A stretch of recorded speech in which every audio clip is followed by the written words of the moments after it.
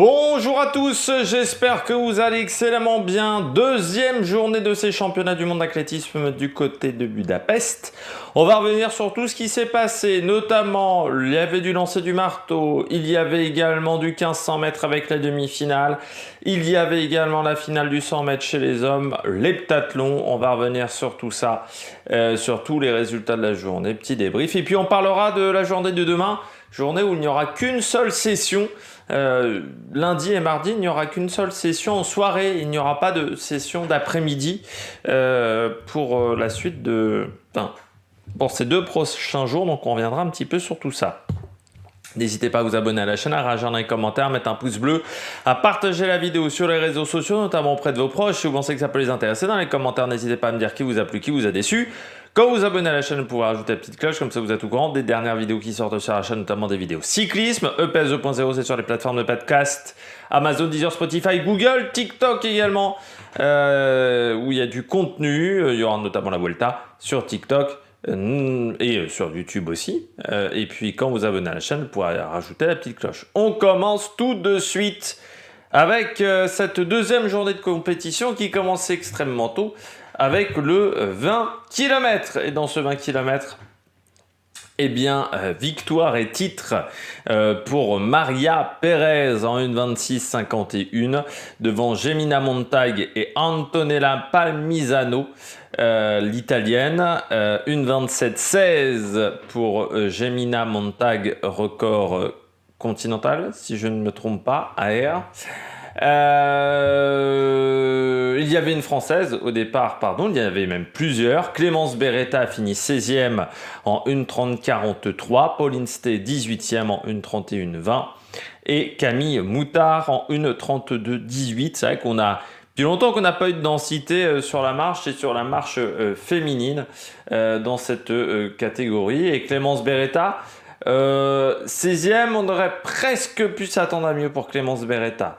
Voilà, c'est vrai qu'une 30-41, tu vois, la 14e place était peut-être pas si loin que ça sur cette compétition. On passe au disque chez les dames. Il y avait les qualifications. Valérie Allman est passée en 67-14 devant Binfeng. Sandra Perkovic, l'inusable Sandra Perkovic, qui a même fait son season best en 65-62. Claudine Vital, allemande, est passée avec Laola Tauzaga, l'américaine Tauzaga qui est hawaïenne, donc autant vous dire que cette compétition au niveau mental c'est pas simple. Il y avait également Shanice Kraft, Liliane Sa qui sont passés également. Qualification de Osakwe, d'italienne. Qualification également de Mélina Robert Michon, même si c'est pas marqué qualifié, elle s'est qualifiée. En 61-82, ça a été chaud pour Mélina Robert Michon. Christine Prudence également en 62-71 et Morales, la cubaine. Et Van Klinken, la néerlandaise, donc pas vraiment de grosses surprises dans cette catégorie. On retrouve les meilleurs aux avant-postes. Et pour Mélina Robert Michon, il va falloir faire mieux. Alors c'est bizarre parce que le premier lancé, donc elle fait 61-82 sur le premier lancé, on a l'impression qu'elle s'est un petit peu déconcentrée sur le reste de son concours parce que le premier lancé était pas mal, mais c'était limite suffisant et ça passe quand même pour pas grand-chose dans cette qualification. Il y avait des séries du 400 mètres plat. Dans la première victoire de Kaczmarek devant Bolingo et McLeod, qualification au temps de Maudsley, l'Irlandaise, dans cette première demi, 50-02 pour Kaczmarek. Lieke Klaver, elle a remporté la deuxième devant Pipi, la britannique, Irby Jackson, l'américaine, et Suzanne Gogol-Boily, l'autrichienne, qualifiée au temps également comme Aguilar. Il faut savoir qu'il y avait 6 qualifiés au temps dans cette dans ces séries du 400 mètres, parce que je rappelle c'est qu'à partir du 1500 où il n'y a pas de qualifiés au temps. Dans la série numéro 3, Sada Williams s'est imposée en 50-78 devant Paola Morane et Van der Waalt en 51,76. Il y avait Amandine Brossier qui n'est pas passée. Elle a fait son season best en 51,98. Mais les 2 tours de la veille du côté du 400 mixte ont joué parce qu'elle pouvait vraiment se qualifier au temps. Mais il aurait fallu courir un petit peu plus vite. Et la place, elle n'est pas très loin. Hein. Elle est à 2 dixièmes. Mais ces 2 dixièmes, c'est certainement les 2 tours de la veille. Et la fatigue, hein, forcément. L'excitation également, quand même, d'une belle performance du côté des Français. Du 4x4. Price a remporté la 3e série en 50-38 devant Gomez et Scott en 51-07. Pas passé pour Grace Conrad, la Canadienne notamment. C'est numéro 5, l'Irlandaise Adeleke qui est passée en 50-80 avec une très très belle foulée pour Adeleke devant Miklos et Pretsilkova qui est passée également. Élimination par contre de la Belge Elena Penet. Alors elle était bien placée jusqu'au dernier virage et puis il y en a manqué un petit peu sur la fin, mais elle fait son personal best en 51-52, donc son record personnel dans cette course, donc elle a donné son maximum. Poligno s'est imposée la numéro 1 mondiale au ranking dans la 3e série en 49-90, c'est celle qui m'a fait la meilleure impression, vraiment Poligno devant Oruogu et Diggs qui est passé, 3 qualifiés également au temps, Vondrova, Moroskaite et Young. Dans cette série, il n'y a pas eu de grandes éliminations de tête. Là, je regarde. Si, Shaunae Miller, pardon, qui a été éliminé. Parce que oui. Mais qui, je rappelle, a donné naissance à un enfant fin avril. Hein, donc la reprise est un petit peu compliquée, 52-65. Il lui en manquait un petit peu. Voilà, à Shaunae Miller. 8 beaux dans la série numéro 3. Brinton Wilson aussi dans la 8, mais c'est une universitaire et vous savez que toutes les courses universitaires, il faut être prêt mars-avril. Mars-avril, quand la fin de saison, les championnats du monde se déroulent en août, souvent ça passe pas hein, pour les Américains quand ils se retrouvent dans ce genre de situation. Voilà, donc pour les qualifiés. Il y avait les séries du 400 plat, c'est passé pour Steven Gardner dans la première série devant Sato et Molnar. Record national de Hongrie pour Molnar en 44-84 à domicile. Il y a une ambiance de fou. Hein. Alors, on sait que les Hongrois sont un petit peu nationalistes, ce qui fait que dès qu'il y a un Hongrois qui est présent, il y a une ambiance de dingue. En plus, c'est un énorme stade, 35 000 places, et qui sonne absolument pas creux, même le matin. Et ça, c'est très intéressant parce qu'on a parfois eu des sessions du matin en athlétisme où il n'y avait pas des grosses ambiances. Néné est passé le sud-africain comme Joseph, donc on a quand même 5 sur les 7 qui sont passés avec un Gardner, vraiment une foulée incroyable à chaque fois. Le coureur des Bahamas, il a une aisance qui est assez dingue. Wade Van Niekerk qui est passé dans la 2e, le Sudaf, recordman du monde devant Hudson Smith. Bonnevercia qui pourtant avait fait le 4x4 mixte est passé également comme le Botswanais Kevin Achipi au qualifié au temps.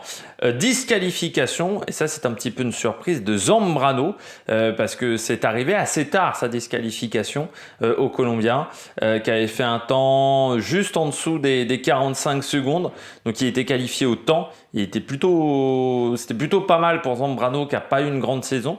C'était une série où il y avait beaucoup de grands noms, hein. Van Niekerk, Hudson Smith, Bonnevercia.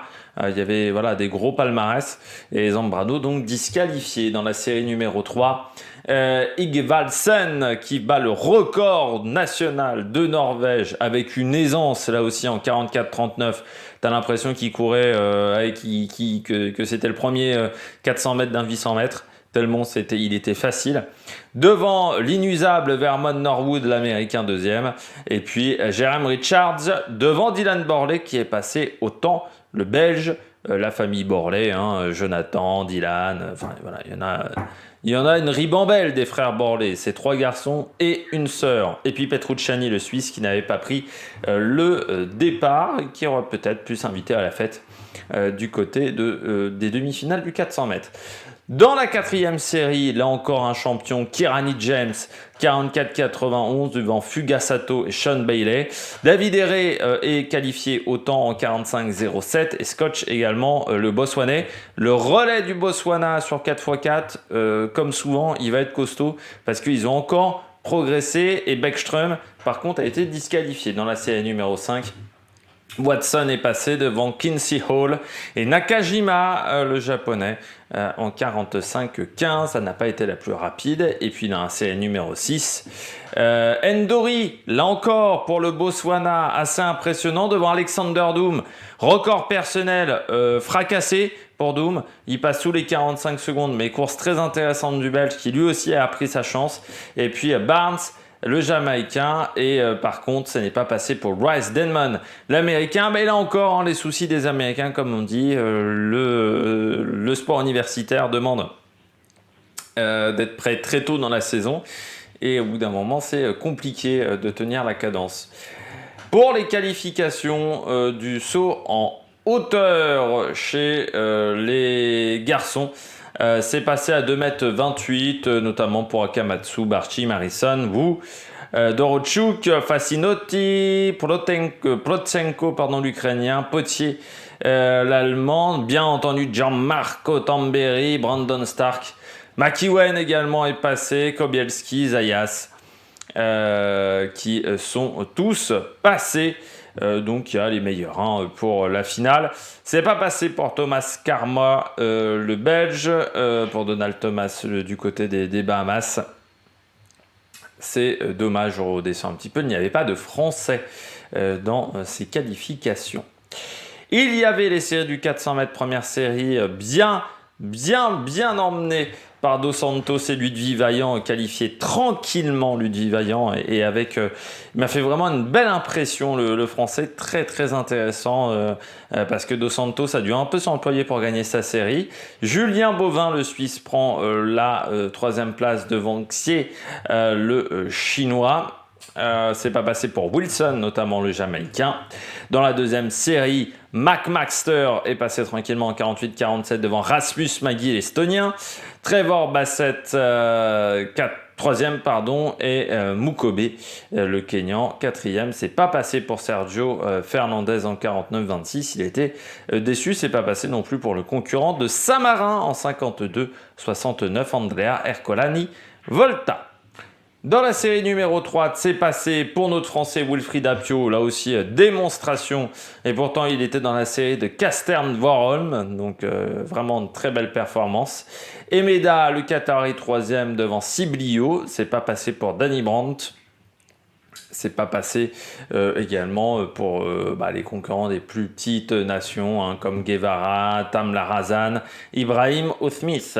Du côté de la 4, c'est passé pour Abouakou avec un record personnel pour l'Allemand devant CJ Allen, Clark Nathaniel. C'est passé également pour Julien Vatrin au temps et pour Mayo Lambrugui avec des sacrés chronos quand même, parce qu'une qualification au temps en 49,05, c'est pas tous les jours que ça arrive. Et puis dans la dernière série, Ray Benjamin est passé en 48-35 devant Haide en 48-63. Kurokawa et Drummond sont passés également. Et puis à la place pour Copello, le Turc, toujours là, là aussi, âge canonique. Et puis Agiekoum, l'Allemand, en 49. Donc c'est pas, voilà, on a eu vraiment des grandes courses. Le 100 mètres chez les filles, il y avait les qualifications, enfin le premier tour, et c'est passé pour Alfred Nieta, Bass et Géraldine Frey dans la première série, pas pour Nkansa, la Belge, en 11-40 dans cette première série. Dans la série numéro 2, Brittany Brown est passée avec Dina Asher-Smith et Jael Bestué, déjà 11-01 et 11-04 pour les deux premières, c'est allé très vite. Salomé Cora, la Suissesse, n'est pas passé en 12-18. Il y a eu la disqualification de la cubaine Garcia. Dans la série numéro 3, Eva Svoboda est passée en 10-98 devant Tamari Davis. Sedo et Rani Rosius qualifiés au temps. Record personnel en 11-18 pour la Belge. C'est pas passé pour Muriel Aouré. Ça, c'est quand même un petit peu une surprise. Mais Muriel Aouré, qui a un petit peu du mal depuis quelques temps. Elle a 11-29 seulement. C'est pas passé non plus pour Bertrand de Trinidad et Tobago, mais Muriel Aouré, grosse déception pour l'Ivoirienne. Du côté de la Jamaïque, Shericka Jackson est passé devant Michel Diaye, qu'on voit énormément en Ligue de Diamants. Le Ken Camper et Chukwuma également sont passés dans la série numéro 5. Shakari Jackson est passé devant Natasha Morrison, 10-92, 11-02, 11-14, record national égalé pour Dosso l'italienne. C'est pas passé pour Kone, l'autre ivoirienne, et pour Tori Lewis en 11-45 dans la série numéro 6. Marie-Josée Talou a sauvé l'honneur de la Côte d'Ivoire en 11-08, mais il faudra faire mieux en demi-finale devant Forbes et Takash. La hongroise c'est pas passé pour Van der Weken, la luxembourgeoise. Et puis dans la série numéro 7, qualification de Shelian Fraser-Price. Mama Rocket est encore là. 11-01 devant Mujinga Kambuji et Zoé Hobbs, la néo-zélandaise, dans cette troisième série. On passe aux séries du 110 mètres masculin où il y avait pas mal de Français. Dans la première, Parchman s'impose devant Enrique Lopez et Sacha Zoya. 13-35, un peu poussif, mais il est passé au temps. Cordell Tinch, 4e, et Alouya du Koweït, 5e. Dans la deuxième série, qui avait lieu donc pendant la deuxième mi-temps du football. Donc j'ai vu ça après coup. William Bellocian qui s'est imposé en 13-31 devant Izumiya en 13-33. Pereira et Fofana, l'Italien. Troisième série remportée par Louis-François Mendy du Sénégal en 13-24. Belle performance devant Crittenden et Zikier. Simonelli également est passé à la place et repêché Yokoshi et disqualification de Broadbell, le Jamaïcain. Dans la série numéro 4, c'est Grant Holloway, 13-18, qui a gagné devant Milan Trajkovic, Eduardo Rodriguez et Jason Joseph. C'est passé autant pour Orlando Bennett. Et pour le Haïtien Yves Chérubin en 13-56, record personnel, donc belle perf. C'est bien pour Haïti. Et puis dans la dernière série, Taïd Ojora s'est qualifié en 13-32, 13-35 pour Takayama. Daniel Roberts s'est passé en 13-36. Record personnel pour le Suédois Relia en 13-42. Et c'est passé autant pour Juste Kwawu Maté en 13-42 également. On regarde les demi-finales du 100 mètres hommes qui ouvraient cette session de l'après-midi. Qualification de Noah Lyles pour la finale devant Sani Brown et Omanyala. C'est pas passé notamment pour Marcel Jacobs, pour Watson dans cette première demi. Dans la deuxième demi, Christian Coleman a fait 9,88 devant Arnell Hughes et Ford. Le Jamaïcain, c'est pas passé pour Matadi pour pas grand-chose. C'est dommage pour le concurrent du Liberia, dans la série numéro 3. C'est Séville qui s'est qualifié devant Tebogo du Botswana, 9,99-98. Et élimination de Fred Kerley pour 1 centième. Ça, c'était la grande surprise et la grande déception pour l'Américain qui n'est même pas passé en zone mixte, tellement il était énervé. Et Prescott également, c'est pas passé dans cette demi. Je regarde, je crois que j'ai mis la finale, sinon on reviendra là-dessus pour la finale. On en parlera un petit peu plus tard. Pour le saut en longueur, il y avait pas mal d'absentes du côté du saut en longueur et ça a profité à Vuleta, la Serbe, à 7,14 m, meilleure perf mondiale de l'année. C'est pas très élevé, on a vu parfois des choses un peu meilleures. Devant Tara Davis Woodall, 6,91, qui a été suspendu cette année pendant 1 mois pour consommation de cannabis. Et puis Rotaru Kotman, la Roumaine, qui a pris la 3e place dans cette compétition. Et Yapicino, l'Italienne, 5e.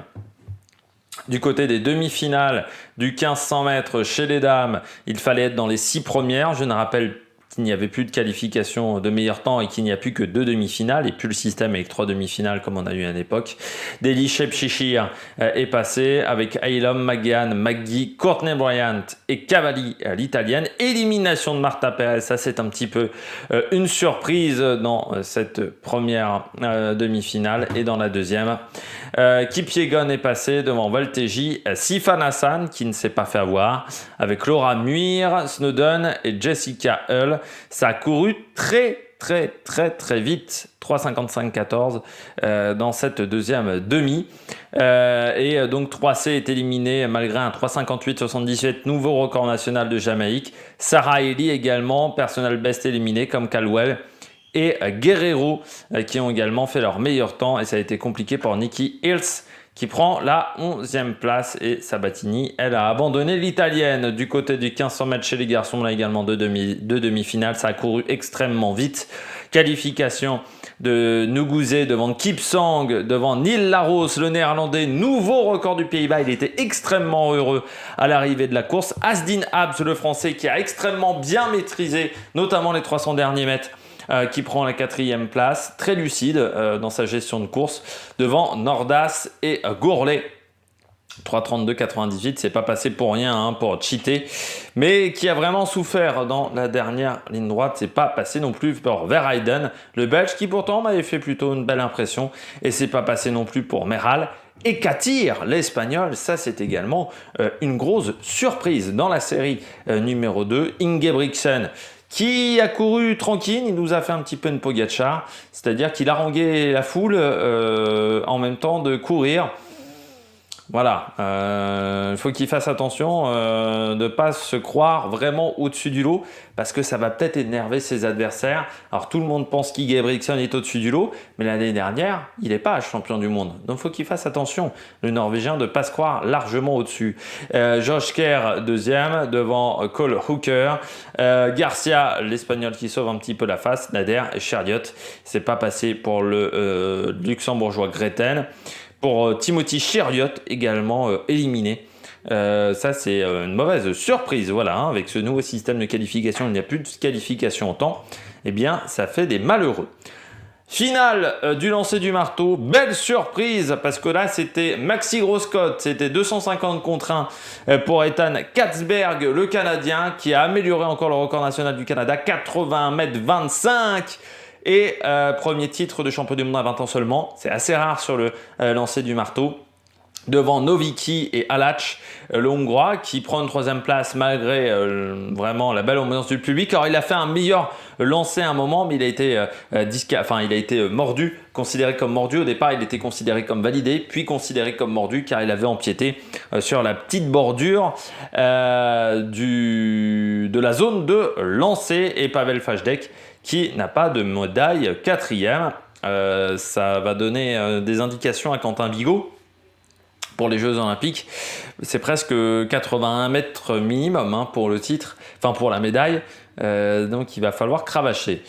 Du côté de l'heptathlon, c'en est fini le titre. Elle était vraiment très heureuse et on est très contente pour elle, Katarina Johnson-Thompson, parce qu'elle a eu tellement de pépins physiques depuis 3 à 4 ans que de la revoir revenir au top. En plus, il y a eu un énorme suspense sur cette course, ça fait du bien.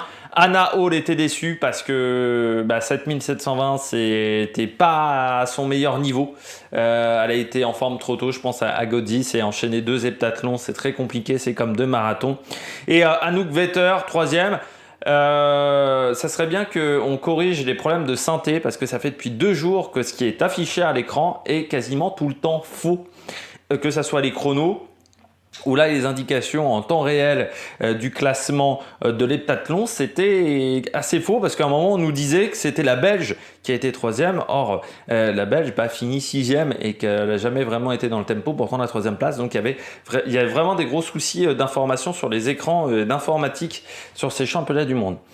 Autant il y a une belle ambiance dans les tribunes, autant l'informatique et les informations affichées à l'écran, c'est catastrophique.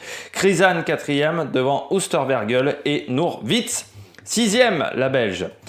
Il y avait le 10 000 mètres chez les garçons, le titre pour l'Ougandais Cheptegei qui nous a mis une mine à 500 mètres. Il a mis une première mine à 500 mètres, une deuxième mine à 100 mètres de l'arrivée. Personne n'a réussi à suivre.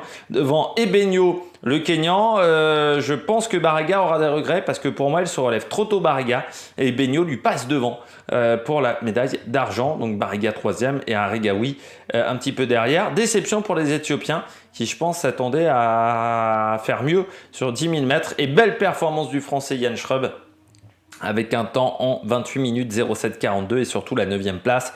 Premier européen, et ça on sait que c'est toujours très important au championnat du monde. Et puis on termine avec la finale du 100 mètres chez les garçons.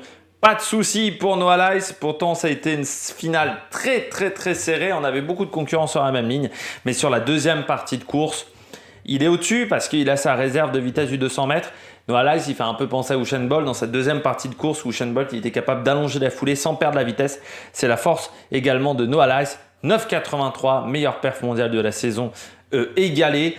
Super performance également de Tebogo. On parlait de grosse perf pour le Canadien sur le lancer du marteau. C'est pareil pour Tebogo, 20 ans seulement du côté du Botswana. Et puis Zarnel Hughes du côté de la Grande-Bretagne. Je me pose même une question. Avec pas mal de performances très jeunes, avant en athlétisme, on avait parfois du mal entre junior, espoir et élite. Il fallait parfois attendre 2 ans, 3 ans, 4 ans pour que les maîtres en espoir arrivent à être performants en élite. Ce temps s'est réduit, comme en cyclisme, comme dans d'autres disciplines, comme au foot aussi, où les mecs arrivent au top beaucoup plus vite. Sévillé, le Jamaïcain, qui pourtant avait fait une belle demi, et bien comme l'année dernière, n'a pas réussi à conclure ça en finale. Christian Coleman, gros départ, mais au bout de 70 mètres, ça commence à s'écrouler. Il a le même défaut de Justin Gatlin. C'est-à-dire Justin Gatlin, il partait fort, et puis dans les 30 derniers mètres, souvent ça partait en cycle arrière, et c'était ensuite compliqué, malgré son physique de déménageur. Coleman, je peux vous dire qu'il peut porter un frigo, et il pourrait faire du lancer du marteau, Christian Coleman, ou du lancer du poids même. Sani Brown, 6e, Omanyala, le Kenyan 7, et Ford, le Jamaïcain, 8e. Ça n'a pas couru si vite que ça. On a eu des finales du 100 mètres où ça courait plus vite. Demain, le programme de cette journée numéro 3, donc comme vous le voyez, ça se jouera dans la soirée avec les qualifications de la perche à 18h40 qui pourraient durer très longtemps comme toujours du côté de la perche. Chez les filles, le 400 mètres, les séries chez les filles pour les haies. Les demi-finales pour les garçons, le triple saut avec les garçons, le 110 mètres haies, les demi-finales avec nos Français, la finale à 21h40, on espère qu'il y aura encore des Français, la finale du 100 mètres féminin à 21h50, et puis demi-finale du 400 mètres dames à 21h12 et demi-finale du 100 mètres à 20h35. Ce qui fait que pour les filles, il y aura déjà pour les garçons, c'était demi à 16h30, course à 19h10. Mais alors pour les filles, le délai est extrêmement réduit. Je trouve ça même limite dangereux parce que demi à 10h35 pour la première demi, donc la troisième demi sera plutôt à 21h. Pour recourir moins de 50 minutes après. C'est-à-dire que les filles qui se retrouvent dans la dernière demi n'auront quasiment pas de temps de récupération. Elles devront enchaîner 2 demi. J'ai jamais vu un écart aussi réduit entre 2 courses. C'est la première fois que je vois ça, même dans les meetings. Parce que souvent dans les meetings, les demi-finales, elles ont lieu vraiment en ouverture de programme. Donc souvent, il y a 2h30, 3h. Là, seulement 50 minutes pour certaines filles, ça va être terrible. Je trouve qu'on prend des risques vraiment au niveau du programme et qu'on ne pense pas vraiment aux athlètes. Bon, nous on se retrouve donc demain, plus tard, pour faire le débrief de cette 3e journée des championnats du monde d'athlétisme. D'ici là, n'hésitez pas à vous abonner à la chaîne, à réagir dans les commentaires, à mettre un pouce bleu. Allez, ciao ciao!